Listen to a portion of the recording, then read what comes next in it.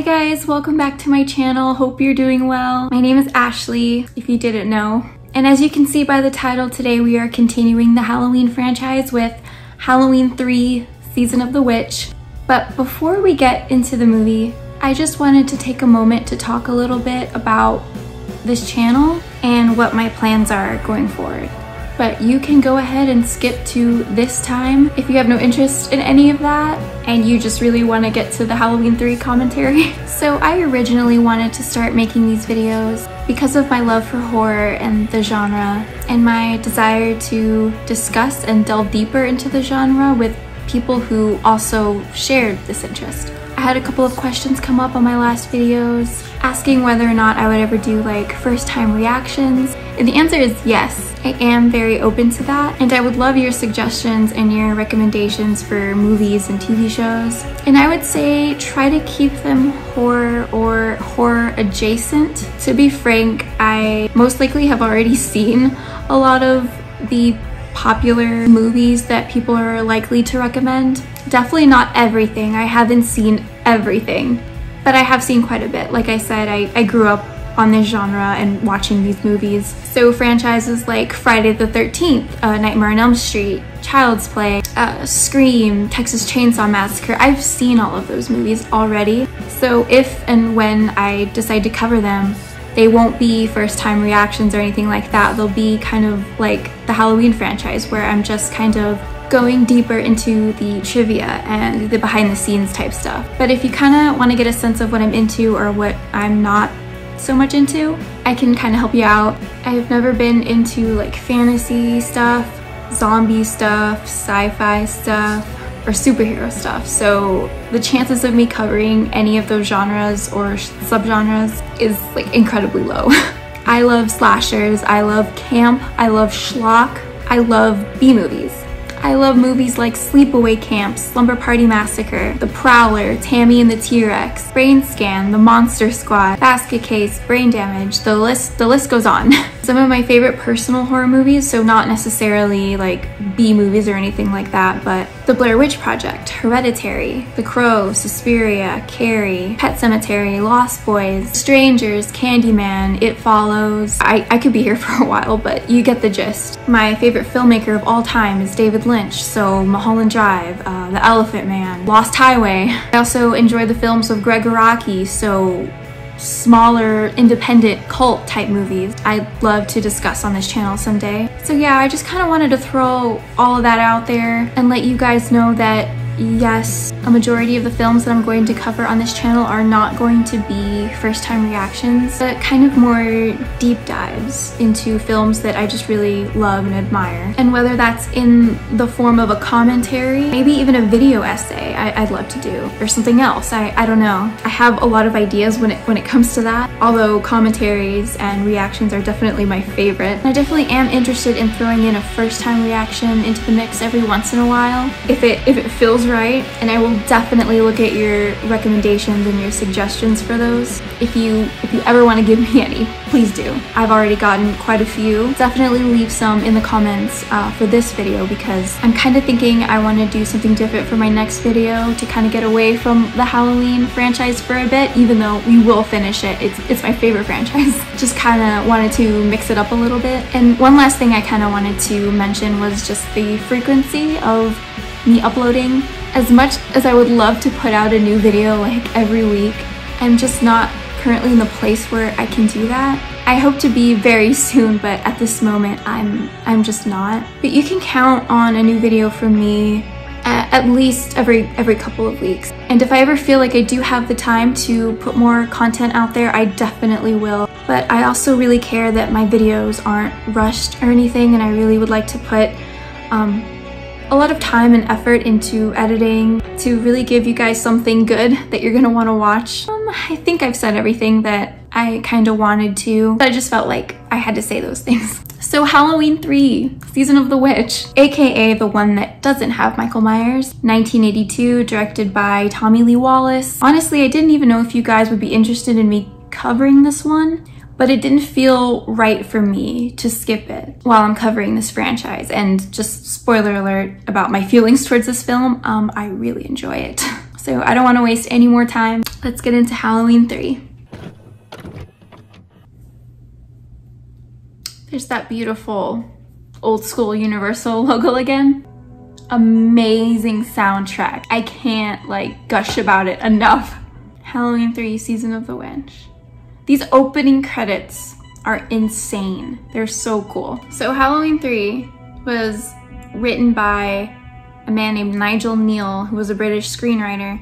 He wrote the original screenplay, and then John Carpenter did rewrites of his screenplay. And then director Tommy Lee Wallace did further rewrites of John Carpenter's. And of course, Tommy Lee Wallace, who was originally supposed to direct Halloween 2, but he didn't like that script, remember? And he loved the idea of this movie. When he found out that it was gonna have nothing to do with Michael Myers, that they were gonna go into a completely different direction and do this kind of like anthology of like each year having these different Halloween tales. Each could then have their own sequels. He just loved that idea, and he was really excited to do it. And of course, we know how that ended up.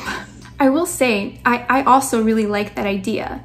Each year having a different movie centered around the holiday of Halloween. And I think that could have been a successful idea if Halloween Season of the Witch had been maybe Halloween 2. So if there was never a sequel revolving around the character of Michael Myers, I feel like then it would have been somewhat successful and they could have continued with that idea. But at this point, Michael had already been in 2 movies, and people they loved the character and they loved his story, the story around Michael Myers. But I get it, them just trying to do something different.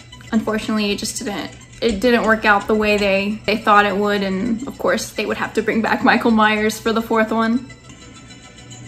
I do like these robots, these suits. I think they're great villains. Something just unsettling about them. This is hilarious when the car hits this guy in a second.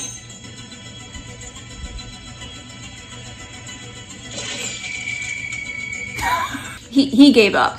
He immediately gave up. That wouldn't even kill me. And I am fragile. 1 hour later, I will say Halloween 3 Season of the Witch has some of the most gorgeous cinematography. And Dean Cundey returned to do the cinematography. He did it on the previous 2 Halloweens. And it really shows. This movie is just as gorgeous. It's shot just as beautifully and expertly as the first 2 were. And yeah, this movie has some like stunning shots that stick with me. I'll point them out to you guys as we come to them. Everyone's favorite Halloween jingle. No, but this does get stuck in your head, and it can be the worst thing in the world. But it is quite catchy. I love that little commercial. I think it's great. Just like the floating kid head, and then it like morphs into the skull and the witch. It's really creepy. I feel like that would scare kids away from buying the mask though. Well, most kids anyway. Us horror kids, we would have loved it. And there's our man, our leading man for this adventure. Mr. Tom Atkins.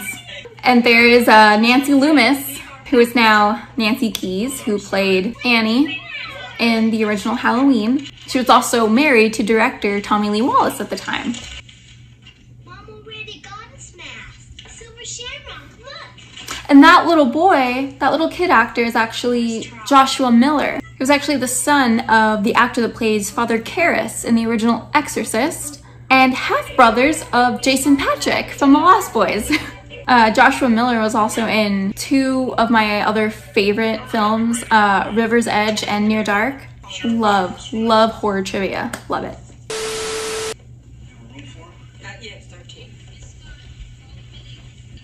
I do wonder like what it was like for audiences like going to see this in '82 who had seen the previous 2 Halloweens, and they're like, so Michael Myers, right? And then they're watching it and they're like, when's Michael gonna show up? I'm just curious how many people just threw their popcorn on the ground and was like, I'm out of here. I'm out of here. This guy is running out of here. He's like, I don't want to be a part of this movie. At this point, it's just kind of like a mystery, you know? Kind of like a thriller. But I can imagine, like I said, audiences watching this be like, is this a slasher? Is this supernatural? This robot has very tiny feet and very strange legs. They look like they're about to snap in half. This is very unsettling right here.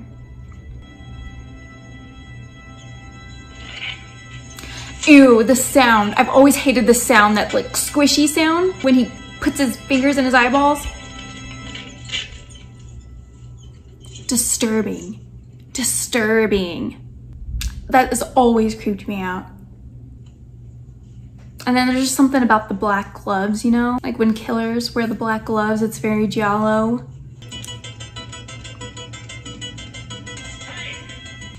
Oh my gosh.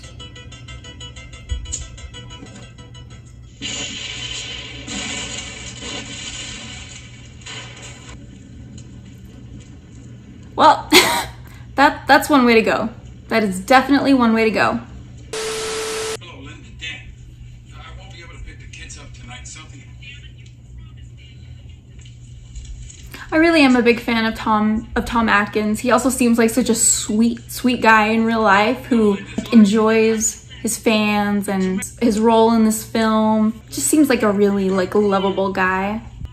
And his character in this film, Dr. Chalice, he is just like a regular guy. He's like every dad in the 80s, you know. He's very clearly flawed, but his charisma and his relatability just makes him so endearing and charming.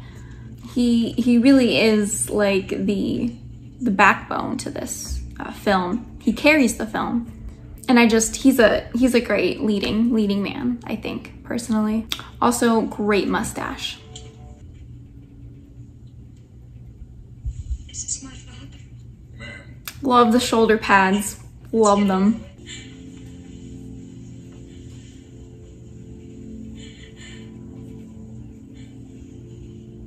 He's like, should I hit on her now? Or wait a little bit? Too soon? Too soon. We have another station. You got it. Followed by the big giveaway at 9. They just had to do it. They just had to do it. Immediately followed by that jingle. What's the matter? Don't you have any Halloween spirit? No. Did my father say anything to you the night he died? Yeah. He said, tell Ellie I love her. I don't know. Your father came into the hospital.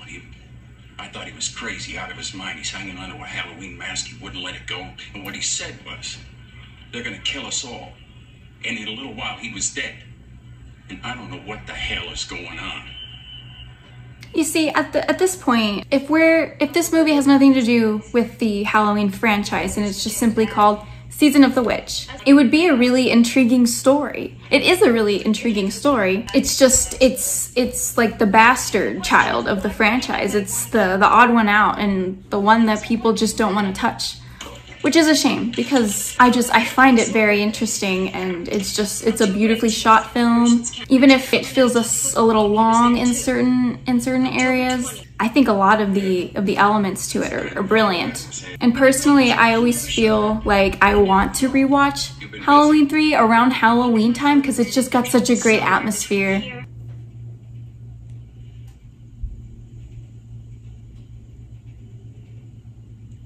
Linda, I can't get out of it. I'm really sorry. That look says it all. Linda, take it easy. Linda, take it easy. I'll call you Monday. I can't remember the name of the hotel. I'll call you Monday. He does kind of like ignore his kids. He's supposed to take him trick-or-treating. He's going on this like murder mystery adventure with this girl who he does not know to help investigate the murder of her father, who he also did not know. I love that shot of all the TVs there. I love it. And I also love like the town that they enter. This like sleepy, empty town. It's very creepy and very fitting for this story. Also just love the scenery. It's gorgeous.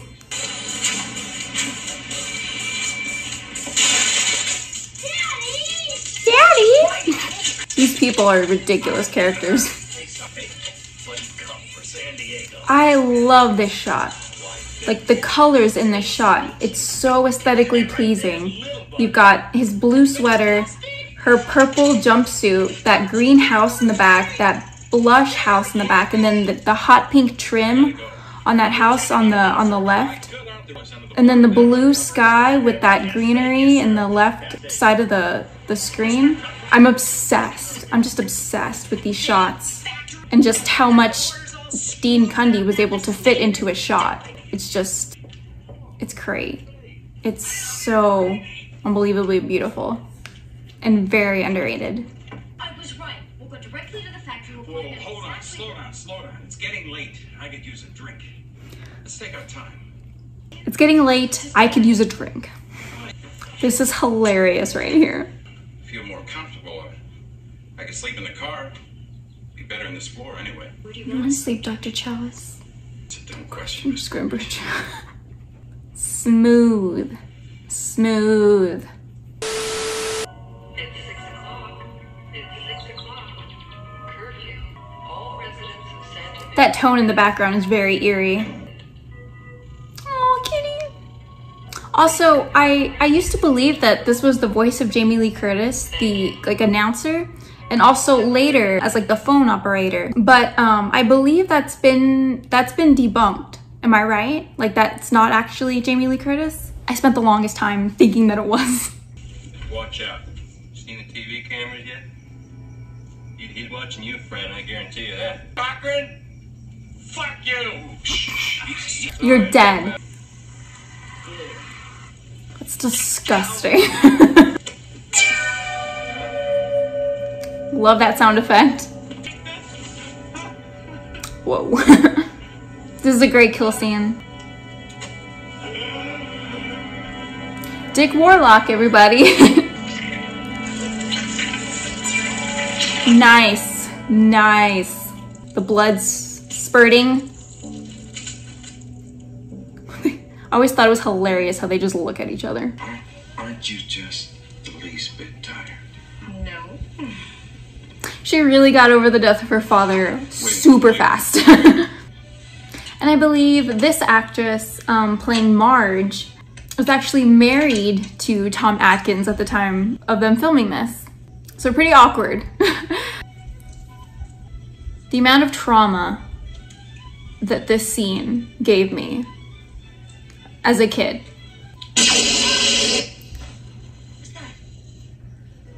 Who cares? What does trauma really look like? This is what trauma looks like. Oh my god. It's actually hard for me to look at.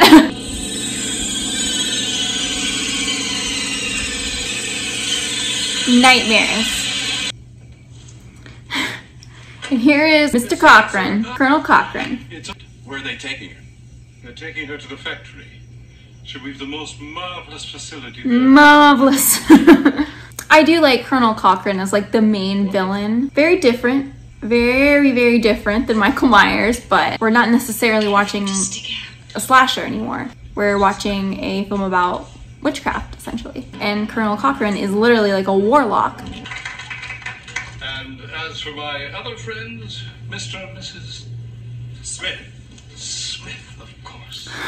He knows it's bullshit. And I know that actor, this actor who plays Colonel Cochran, I know he's supposedly from RoboCop, which I have not seen. I have seen Maniac Cop, however, also starring Tom Atkins. Oh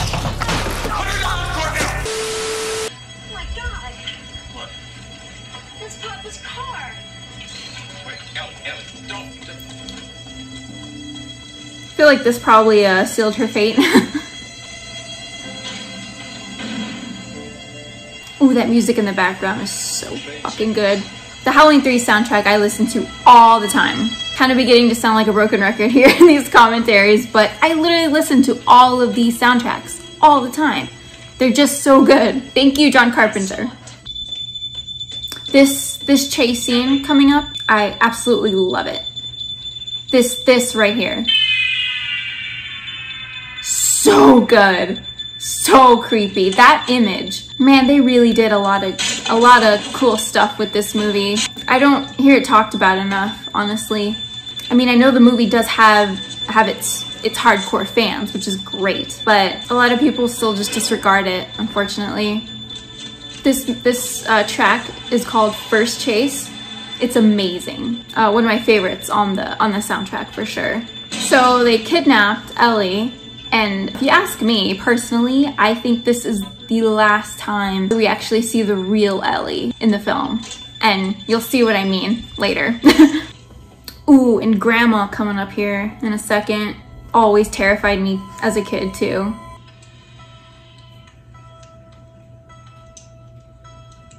It's just so unsettling. Where's the girl? Come on, I mean, you couldn't tell that was fake Dr. Jones. But very real hands, which is very creepy. I love this fight between Tom Atkins and Dick Warlock here.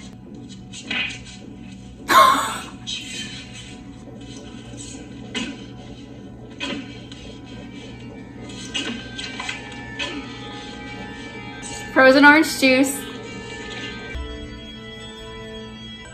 Honestly, this is a very refreshing movie just because of its just complete uniqueness, I think. I love that part where he's so excited. He's like, Halloween, I get to murder millions of children today. Maybe you're not going to have Halloween next year. All right, roll it. I wonder how many kids this scene scarred, like, for life. Honey, don't get too close. You'll ruin your eyes. Ruin more than that, Mom.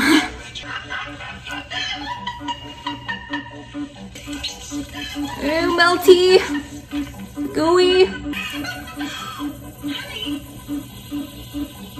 Ugh, this is dark. This is very dark.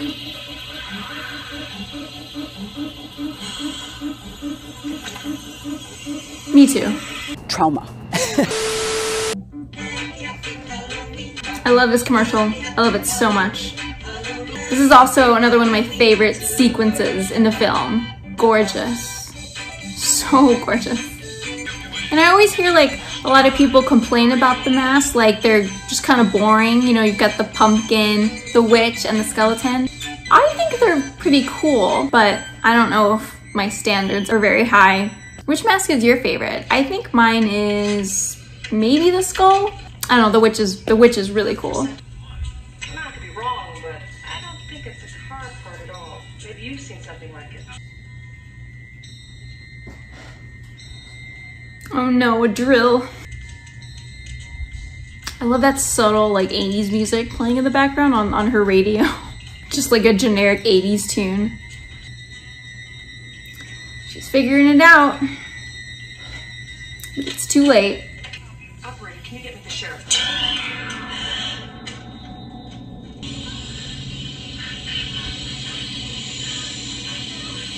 Oh. I love that they don't show it. I don't feel like they need to show it, you know?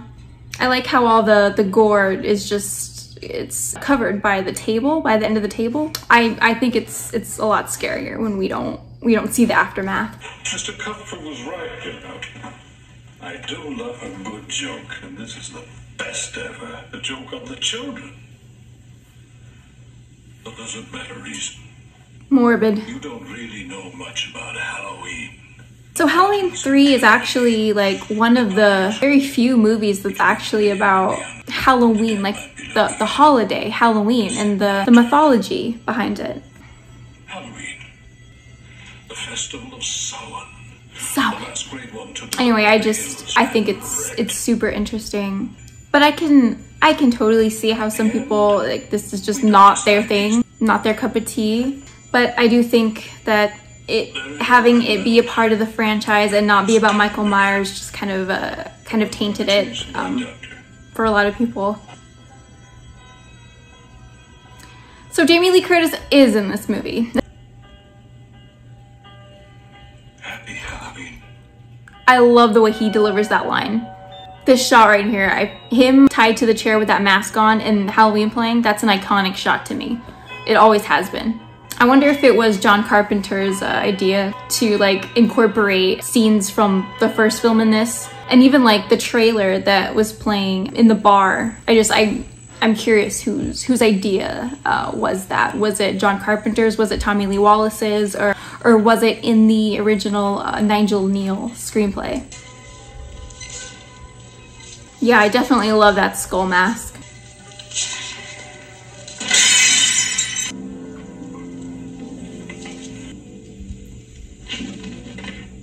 Okay, that right there is the most absurd thing in the whole movie. Witchcraft, snakes coming out of kids' heads and all. Linda doesn't give a fuck. Okay, so he rescues Ellie here. Ellie.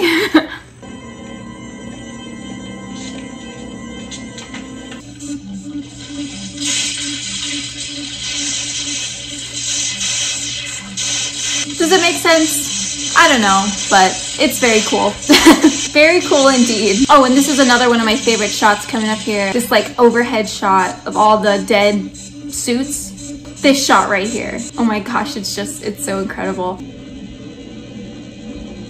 I remember waking up in the middle of the night, like to that image specifically. I must have been like super, super young and I had fallen asleep during the movie. And I remember waking up to that image.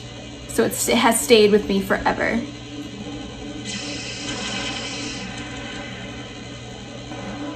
And he crystallizes and vanishes. You know what? That's how I want to go out too. And this shot right here. You know what? I like it. I like it for this movie. I feel like it fits, that shot fits this movie. Ridiculous, but charming. Gotta do something, call somebody. This is what I was saying earlier. Are you all right? Okay, so Ellie's a robot now. And there's always the speculation, was she always a robot? Did he do it with a robot?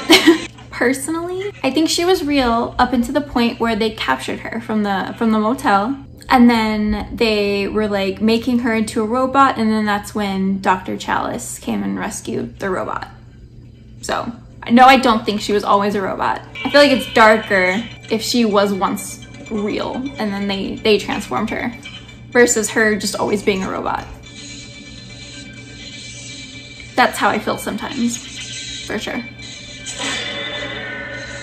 That too. Definitely that.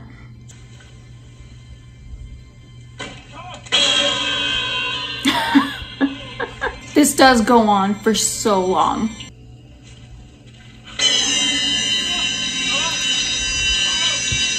Director Tommy Lee Wallace was right when he said that at this point it's probably just satire. Just the amount of times that she keeps coming back. And this ending, this grim downer ending. Take out the third channel. The third channel. It's still running. Stop it, please. For God's sake, please stop it. There's no more time. Stop it! Stop it! Stop it! Stop it! Stop it! Stop it! Hell yeah. Hell yeah. I love me a downer ending. So that was Halloween 3, Season of the Witch. Very, very grim ending. Just thinking about the fact that millions of children are probably dead. I think it's a lot darker than people give it credit for. I really do love Halloween 3, Season of the Witch. I'd be lying if I said that I didn't watch it every Halloween. I absolutely do. I'm not gonna tell you where exactly I rank it in the franchise. That's definitely a video that I want to do in the future, just ranking all of the Halloween movies. While I'm here, I just thought I would show you my Halloween 3 VHS tape and how absolutely gorgeous this cover is. This is also a pretty good copy. The color is still very vibrant, but I just wanted to show it because it's one of my favorite VHS covers that I have. And yeah, Tell me what you guys think about Halloween 3. How do you really feel about it? Do you appreciate it for what it is, or do you just completely disregard it? And it's fine either way. You're not wrong for loving it or hating it. I'm really curious what you guys think about it. So talk to me in the comments about Halloween 3. Also leave a comment telling me what movies or franchises that you'd like to see me cover. And yeah, once again, thank you so much for watching. Take care.